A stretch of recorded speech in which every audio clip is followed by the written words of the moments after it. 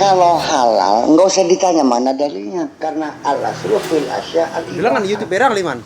Orang apapun semua itu asalnya boleh. Orang akhirnya Bilang ada sini itu. Iya. Ya apa duit bilang ini Pak Kap. Kecuali kalau ada dalil yang mengharamkannya. Kun buya lo. Kun buya lo. Yang harus boleh. Dia nih buya mau. Wow, nyung mau suara. Kita nemu satu binatang, boleh dimakan enggak? Ya makan aja. Kalau ada dalilnya mah. Tapi setelah ada dalilnya itu jangan dimakan lagi gitu aja. Begitu logikanya bahwa al-aslu fil asya al-ibaha. Kenapa ibaha?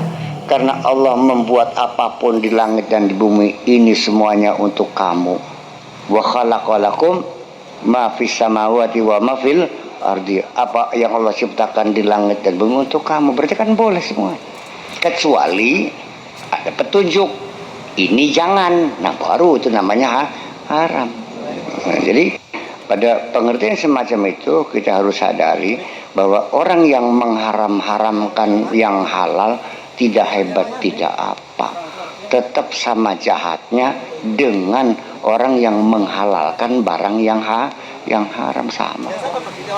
Nabi juga ditegur, ya ayuhan nabiyyu lima tuharrimu ma ahallallahu lak. Hai Nabi, kenapa engkau berani mengharamkan sesuatu yang dihalalkan oleh Allah? Kok lancang banget sih? Ya kalau kata Allahnya halal ya bilang halal dong. Kata Allahnya haram ya bilang haram, yang dibolak-balik. Jangan karena kepentingan. Tapi ketika dijawab oleh Pak Kiai Ma'ruf Amin, kenapa mengeluarkan fatwa? Yang mereka mintanya begitu, ya selesai. Iya, mintanya begitu, ya selesai. ya. Jawaban dia juga jawaban Abu Nawas juga pada ujungnya. Jawaban Abu Nawas ya menyalahkan juga. Nah, dia pada akhirnya ujung-ujungnya mah ketika kita masih ada nafsu dan kita masih menimang-nimang nafsu, memanjakan nafsu, sulit jadi orang benernya. Jadi kan saya aja tuh begini, penderitaanmu, kesengsaraanmu dalam hidup ini, yang kamu jumpai dalam hidup kamu ini adalah tanggunglah sendiri, karena itu adalah akibat dari bagaimana kamu merespon peristiwa ya yang datang pada dirimu. Ya kalau ya kenapa kamu meresponnya salah, ya itulah akibatnya, bongga dewek. Ya sekarang kita dalam hidup kan menghadapi satu ujian. Anak yang cerdas kan berpikir bagaimana menjawabnya. Itu kan berawal dari memahami pertanyaan ini maksudnya apa. Ya kalau anak itu nggak mengerti pertanyaan bagaimana bisa menjawab. Biar dia anak cerdas, tapi maksud pertanyaan nggak jelas, apa nggak ngaco jawabannya. Ketika Anda ingin jadi orang sakti, nafsu juga. Ya bisa saja ketika orang itu ingin sakti. Tapi saya yakin para nabi, para rasul nggak pernah ingin sakti kok. Nggak diakal-akalin pengen sakti, enggak. Bukan seperti kamu pengen sakti. Dia ya seadanya saja gitu. Iya, Nabi Musa ya dalam keadaan terpepet, sudah dikejar, dikepung Firaun dan tidak ada jalan keluar, melarikan diri di depan lautan. Ketika itulah diberikan kesaktian bisa membelah lautan. Bukan sengaja dia pengen bisa membelah lautan. Itu salah. Iya, saya setuju. Karena apa? Tikungan-tikungan maut itu sering kita hadapi dalam menempuh perjalanan. Tiba-tiba berbelok. Nah itu kita waspadai ya. Makanya nyetirnya pelan-pelan, remnya yang pakem. Karena kadang-kadang di tengah perjalanan banyak orang lalu terjungkal kan gitu. Memang iya, dan memang nanti kiatnya iblis sendiri ketika akan menyelewengkan kita itu tidak diajak ke maksiat, enggak, hanya disentuh dikit aja, asal titik tolaknya bergeser dikit aja, ujungnya setelah ditarik dalam berkepanjangan sekian kilometer kan jauh nyimpangnya. Kita menghadap kiblat salat bergeser 1/1000 mili, mungkin nggak ada artinya kan, tapi setelah 1000 kilometer kelihatan nggak renggangnya. Iya, maka siratal mustaqim, jalan lurus tuh sebetulnya adalah jarak terpendek antara dua titik itu aja kok. Jadi titik hamba dan titik Tuhan, garis lurus itu namanya. Kalau mubeng ya bukan garis lurus namanya. Garis lurus itu adalah pertemuan dari dua titik dalam jangka yang paling pendek. Betul Pak Bang begitu. Lah iya. Jadi untuk mencari garis lurus itu bukan dari kita saja, tidak, tapi dari titik yang sananya juga ditarik kepanjangan.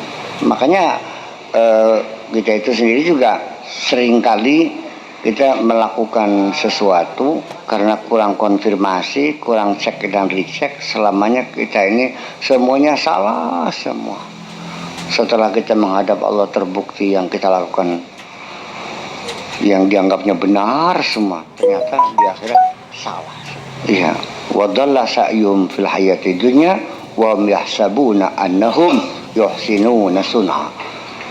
Dia sesat, menyimpang, tapi selama di dunia dia merasa berbuat baik saja. Ketertipuan semacam itu. Dan ketika setan juga dipanggil, dilakukan klarifikasi, mereka juga mengatakan wa qala qarinu ma atghaituhu walakinnahu kana fi dhalalim ba'id.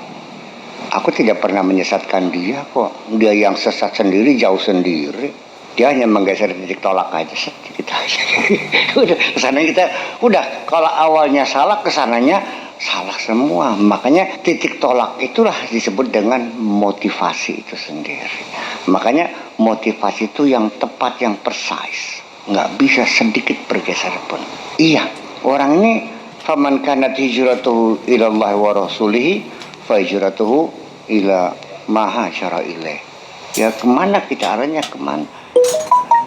Artinya bahwa dari mulai titik tolak sampai kepada motivasinya juga kita masih jelas bahwa tidak semua keinginan kita berbuat baik itu yang menyuruh Allah, kok enggak. Setan juga nyuruh, nafsu juga nyuruh, orang lain juga nyuruh. Apakah ketika kamu membuat masjid itu disuruh oleh Allah? Tidak kok, Allah gak pernah menyuruh. Yang menyuruh adalah nafsumu. Gara-gara kamu dipecat jadi ketua DKM, akhirnya ingin membuktikan dirinya hebat, aku mampu bisa bikin masjid, bikinlah masjid sendiri ya. Akhirnya apa?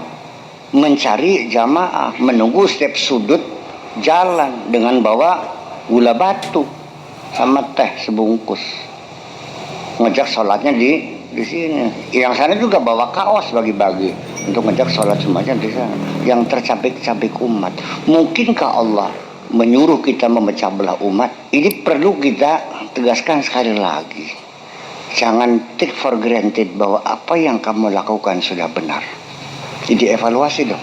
Sebelum nanti kamu dievaluasi oleh Allah, sekarang aja kita evaluasi dulu. Iya kan?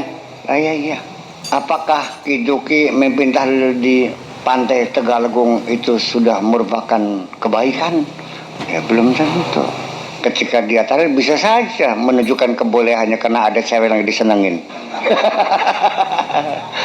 Ya untung nggak ada, sekarang saya yakin nggak. Buktinya tak kerjang suruh kawin nggak mau. Dia sudah merasa bahagia sendirian. Ya oke, nggak ada masalah. Iya. Jadi waman raghiba an sunnati falaysa minni, orang yang tidak mau kawin berarti bukan umatku, bukan itu maksudnya. Kan ada hadisnya, an-nikahu sunnati. Waman raghiba an sunnati falaysa minni. Jadi kalau kawin adalah sunnahku, kalau tidak kawin berarti bukan umatku, bukan itu. Artinya nyicipinya pengen, tidur barengnya pengen, tapi tidak kawin, itu yang bukan umat Muhammad. Kalau memang dia punya prinsip nggak usah kawin, nggak ada masalah. Banyak wali yang nggak kawin kok. Ya, pelampiasan nafsu seksualnya disalurkan tidak melalui prosedur yang benar, itu yang tidak diakui. Yang summon liver, yang lacur itu yang tidak diakui. Kalau tidak kawin mah nggak ada masalah. Ya kadang-kadang juga pemandi juga salah juga orang Wah, tidak mengikuti sunnah Rasul, nggak kawin kata siapanya? Ya kalau orang sudah nggak punya sahabat mau apa? Ya ajak gimana? Ngece tuh, ngece. Iya, seperti itu ya. Jadi percayalah bahwa kadang-kadang kita awalnya baik, di tengah perjalanan berubah. Awalnya kita ingin mencari kebahagiaan, di tengah jalan mencari harta. Awalnya ikut berzikir di pantai Galagong, lama-lama jadi pacaran, kan lucu jadi. Ada nggak yang bawa ceweknya ke sana? Nah kan? Kita niatnya sudah orang berzikir, ya ada juga orang yang bawa pacarnya pacaran di sana. Kayak yang niat nyolong motor ada nggak? Ya ada. Jadi tidak semua kebaikan ini semuanya baik. Jadi ujung-ujungnya mah nantinya mah yang baik itu bukan amalnya, hatinya yang baik. Ujung-ujungnya begitu. Mungkin kita melihatnya amalnya buruk ya, tapi hatinya baik kok. Ya baik kata Allahnya. Yauma la yanfa'u malu wala banun illa man atallaha biqalbin salim. Nggak ada artinya tuh harta banyak, anak banyak, nggak ada artinya. Yang bakal selamat adalah orang yang menghadap kepada Allah dengan membawa hati yang baik. Hatinya baik. Sekarang saya tanya, anak kecil dibunuh, baik atau jahat? Kalau Nabi Khidir membunuh anak gimana? Baik. Karena ini anak nantinya bakal jadi penjahat. Sedangkan orang tuanya orang baik, orang soleh. Masa akan memilih orang tuanya? Udah kebunuh aja. Ini bukan logika syariat ya. Ini bukan logika syariat. Mungkin jalurnya nggak sama. Makanya saya bilang kan, kalau syariat mah itu konsumsi publik untuk umum. Kalau hakikat mah itu untuk pribadi yang tidak diajarkan. Suatu ketika Nabi Khidir membunuh orang, saya jadi jaksa, saya proses. Nggak ada urusan. Kalau bunuh kata Allah nggak ada urusan, kamu dihukum bunuh orang kok. Itu syariat ujung-ujungnya. Iya, kita terapkan syariat adalah untuk tatanan sosial ini. Tapi hakikat adalah untuk komunikasi kita dengan Sang Pencipta. Lain ceritanya kan gitu. Jadi nanti saya tambahkan lagi ujung-ujungnya bahwa apakah syariat itu ada menjamin orang menjadi benar? Ya tidak juga. Yang jelas dia memilih jalur yang benar. Tapi apakah sampai tujuan? Belum tentu. Ngati-hati wis. Lamun ditabrak singguri? Ya enggak juga. Selama di perjalanan syariat semua rambu-rambu, karena syariat kan jalan bebas, jalan tol syariatnya. Ya kita harus mentaati rambu-rambu. Begitu kita melanggar rambu ya kita bisa cilaka, itu persoalannya. Rambu-rambunya diputar orang gila. Itu jadi ya salah kerja. Iya, itu forbidden ya. Akhirnya 14 juga ternyata diputar orang gila, kan bisa terjadi. Ya ini kan ada namanya bil quwwah dan bil fa'li. Ada secara teori, secara praktek. Secara teori bisa, tapi pada prakteknya kan berbeda. Ya kan begitu. Pada kenyataannya orang nih Islam dulu apa iman dulu? Kebanyakan Islam dulu. Kebanyakan Islam dulu. Sudah Islam tapi imannya belum. Ya kan begitu. Sudah Islam, sudah iman, ihsannya belum. Mana yang dahulu? Ya bisa Islam dulu, bisa iman dulu. Kalau seperti Umar, iman dulu, Islamnya baru belajar. Bilal juga sama, Islam dulu, iman dulu, Islamnya sambil belajar. Tapi kalau kita, karena Islamnya ini secara tradisi, Islam warisan, ya kita Islam dulu, imannya belum. Dan banyak orang Arab juga yang baru Islam, imannya belum. Walamma yadkhulul imanu fi qulubihim bal qulu aslamna walamma yadkhulul imanu fi qulubihim. Katakan kamu baru jadi muslim, kamu baru masuk Islam. Jangan mengatakan beriman, karena keimanan masih belum masuk ke dalam hati kamu. Baru bisa sholat, baru bisa syahadat, baru bisa puasa, tapi kamu belum beriman. Ya tablik bisa, ceramah bisa kok, tapi imannya belum ada, masih belum yakin Allah Maha Kaya kan. Ya fuqaha untuk iman dulu ya, karena tidak mungkin seseorang itu melakukan sholat kalau dia belum beriman sama Allah. Itu iman syar'i. Artinya iman syar'i itu yang penting asal percaya ada Allah. Adapun masih diyakininya Allah itu fakir, miskin, ya nggak ada masalah, yang penting Allah ada. Itu sudah cukup syarat sebagai mukmin secara fikih. Yang penting Allah ada. Allah berkuasa atau tidak itu si lain. Yang penting asal ada aja dulu. Iya, karena exercise itu fisik dulu. Exercise rohani mah ya nanti, secara fisik aja dulu. Karena kan kelasnya lain. Ibadatul jawarih dulu, baru ibadatul qulub. Ibadah fisik dulu, baru ibadah rohani. Ya kalau sudah mampu ibadah rohani, ibadah fisik nggak ada artinya. Sesaat ibadah hati lebih baik daripada sekian ribu tahun ibadah fisik dong. Ya kita kerja saja, kerja intelektual, bayarannya lebih mahal daripada kerja fisik. Man Kadim mencakul sehari dapat 25.000. Habibie ngantor seminggu sekali gajinya 1 miliar. Iya, karena pekerja intelektual yang lain dong. Ya kamu sebagai mubalik ya, hanya 2 jam, 1 jam, salamannya berapa? Ya kalau makatim ke sebulan nyangkul sawah. Nah ibadah dengan hati apalagi terhadap Allah. Ya di kamu sholat nyungsep ya sujud ya ruku ya gada hiduloh ya tasbih bunga akan war ya langkah apa-apanya dengan orang yang ibadah kulub. Ibadah kulub apa sih? Ya kegiatannya nggak ada. Paling orangnya duduk, paling juga tidur secara fisik. Tapi di dalamnya terjadi proses pemikiran yang luar biasa. Dan perubahan dunia ini dari situ awalnya, dari pikiran kita ini. Kalau pakai fisik kan pakai negeri. Yang coret-coret masuk jam 8 pulang jam 3. Iya kan? Tapi para pakar, para desainer yang merancang negeri ini ceritanya lain, para pahlawan mah. Ujung-ujung negara. Ini pesantren yang mendesain pondok pesantren Cadang Pinggan dengan konsepnya. Sama nggak dengan seorang guru yang mengajar di SMK? Ya lain dong. Iya kan seperti itu.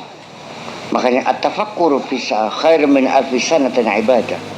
Kamu sholat tiap hari, qobliyah ba'diyah dikerjain, sunahnya, tasbihnya, taubatnya, hajatnya, witirnya, sampai duhanya, sampai azkarnya, awradnya, gada hilir berjam-jam, berpuluh-puluh tahun. Apa kemanfaatan masyarakatmu? Kan nggak ada manfaatnya. Yang miskin tetap miskin, yang bodoh tetap bodoh. Tapi seorang yang ahli metodologi mencari rumusan-rumusan baru, bagaimana caranya mengajar Al-Quran kira-kira 3 bulan selesai, jangan bertahun-tahun. Ngotak-ngatik bibit padi, bagaimana kira-kira umur padi semakin pendek, jangan 7 bulan kepanjangan ini, 3 bulan panen. Hasil kerja dia bisa ngasih makan miliaran orang, ya lain dong. Tetapi di Indonesia, karena pikiran agama dalam artian penyembahan dalam artian bentuk seremoni, sehingga ibadah pikiran, ibadatul qulub, ibadatul fikran ini tidak pernah dinilai sebagai tingkat ketakwaan seseorang. Sepunten begini, ada nggak orang yang mengacungkan jempol kepada seorang sarjana kedokteran yang bisa mengungkapkan bagaimana untuk mengatasi bahaya suatu virus? Nggak ada. Yang acung jempol tuh yang pakai sorban, pakai jubah, jenggot, bawa tasbih, itu yang bertakwa. Pak Haji Jahari yang ngasuh makan pegawainya ratusan orang, nggak pernah dipikiri sebagai satu ibadah. Berapa banyak dia ngasih makan orang kan? Toh yang dimakan sepiring juga, iya kan? Yang lainnya orang yang makan kok. Dianggapnya bukan ibadah, kuna bos plastik. Lihat kan, berarti kita menilai makna ibadah juga berbeda. Jadi ibadah itu dalam bentuk penyembahan, karena ibadah disebutnya menyembah. Ya karena bodoh hanya kepada kami menyembah, ya pantas menyembah ujung-ujungnya. Memangnya Allah sesembahan?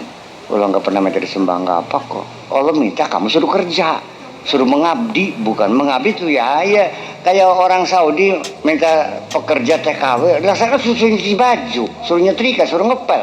Jadi ketika sufi melihat, fuqaha melihat berbeda, ya harus kita maklumi. Ketika orang melihat sesuatu dari sudut pandang yang berbeda, maka perbedaan itu janganlah dianggap sebagai hal yang kontradiksi.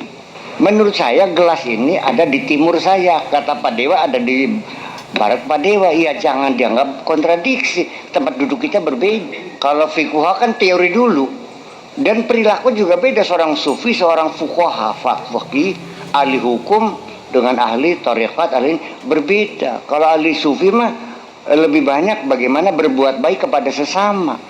Kalau fuqaha ngerasa paling bener dewek biasanya gak, merasa paling bener sendiri. Makanya kalau sudah pengacara, ahli hukum, kerjanya bertengkar, berdebat nuduh. Iya, tapi kalau dokter kan tidak, lebih santun dan perilakuin dokter itu ya lebih halus kan, lain. Disiplin ilmu juga mewarnai perilaku kita.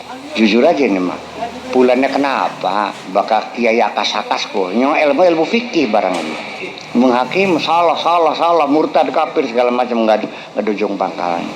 Iya begitu. Ini tersinggung silakan, nggak udah, saya memang begitu keadaannya.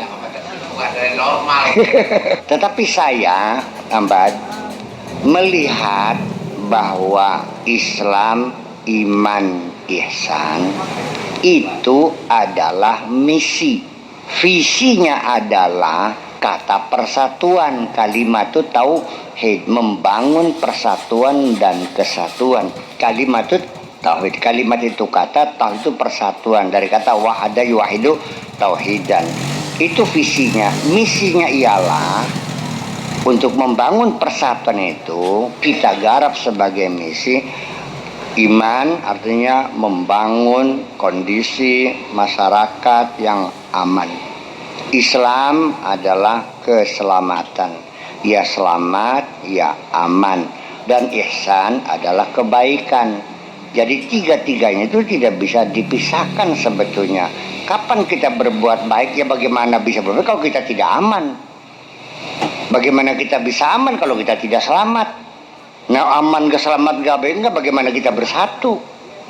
Nah, makanya visi dan misi. Indramayu visinya adalah remaja, misinya Sabta Karya Muli Harja. Kan begitu, ada visi dan misi. Mana yang didulukan secara logis?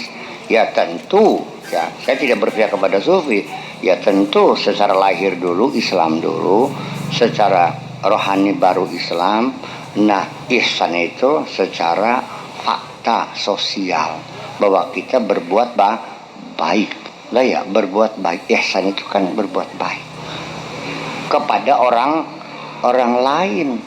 Nah, kalau kita tidak pernah berbuat baik, di mana kebaikanmu? Kalau kita hanya memperbaiki diri sendiri, ya di mana kebaikannya? Jadi bagaimanapun setelah aman itu harus ada satu kebaikan, termasuk dalamnya adalah norma-norma yang berlaku juga. Itu harus menjadi pertimbangan dalam keihsanan kita. Berdasarkan keimanan pada fuqaha terbatas pada sekedar percaya Tuhan ada, tidak lebih dari itu. Sedangkan iman dalam arti sufi, keimanan yang seutuhnya.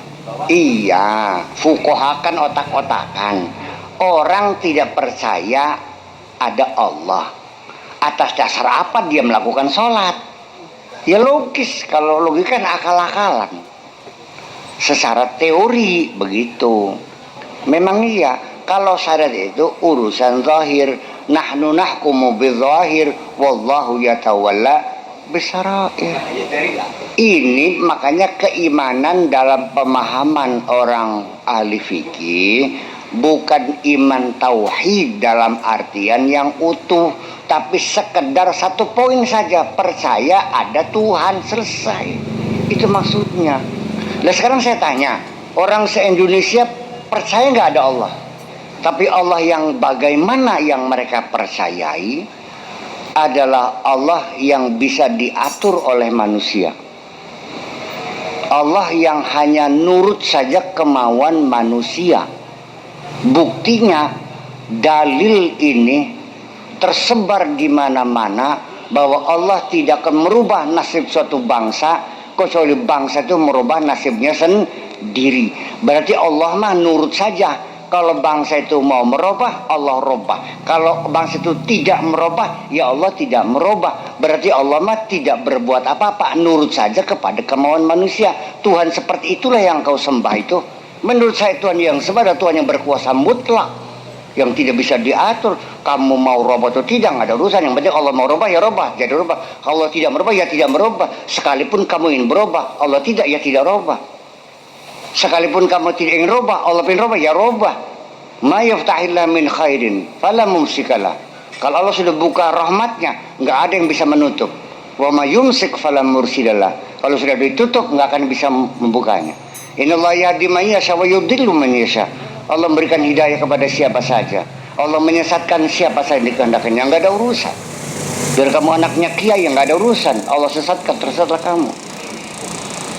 Biar dia anaknya pelacur, Allah kasih hidayah, dia mendapat hidayah. Innallaha yabsutu rizqa li ibadihi man yasha. Allah kasih rezeki kepada siapa saja yang dikehendakinya, enggak ada urusan. Baikkan kamu kerja siang malam, Allah tidak kasih, enggak, kamu tetap aja miskin. Yang tidur aja Allah kasih, enggak ada urusan. Yang saya yakini Tuhan yang saya sembah adalah Tuhan yang maha berkuasa mutlak dan tidak bisa diatur oleh siapapun. Berarti beda kan? Ya substansinya kan berbeda. Ya begini persoalannya mah. Sifat 20 itu adalah sifat-sifat dasar bagi sesuatu yang ada. Iya kan gitu. Dan sifat-sifat Allah yang pokok 20. Tetapi sekedar mengumpulkan sifat sejuta sifat, semiliar sifat, ketika engkau melihat hakikatnya pasti tidak akan sama. Itu hanya sekedar menghantarkan kita pada ruangan imajiner. Saya punya pacar cantik, orangnya putih, rambutnya pirang, hidungnya mancung, wah saja sampai semalam suntuk lah. Begitu ada perempuan lewat, Anda tidak yakin apakah ini, nggak yakin. Percaya nggak? Yang lihat foto saja bisa pangling kok. Bisa aja ente cari jodoh dari foto, dari majalah. Soalnya tidak close up, begitu ketemu jerawat dulu mukanya. Iya kan? Atau foto dia pada waktu muda. Lihat fotonya aja kita sudah nggak sama. Apalagi sifat-sifat Allah yang diurai dari ilmu fikih itu. Makanya laisa kamitsli syai'un itu tetap sifat-sifat yang kamu hafal juga tidak akan seperti itu. Bahwa ujung-ujungnya konsep ketuhanan itu adalah dari satu orang ke orang lain. Sangat berbeda tergantung pada kadar keimanan seseorang. Tetapi bahwa fikih juga sebagai acuan yang tidak bisa ditinggalkan. Karena bagaimana dalam tatanan kehidupan bermasyarakat ya harus ada aturan dong. Ya kalau enggak ya nggak benar lagi nanti ujungnya. Ya kan gitu. Ya jadi memang ketika melihat ada dua kelompok melihat sesuatu itu berbeda, maka kita jangan mengkonfrontir sebagai dua hal yang bertentangan. Karena mereka punya sudut pandang yang berbeda. Maka sampai kepada membangun suatu terminologi, terma-terma yang dibentuk pun batasannya akan berbeda. Ilmu fisika menyebutnya hakikat, maknanya lain. Orang ahli fikih menyebut hakikat, maknanya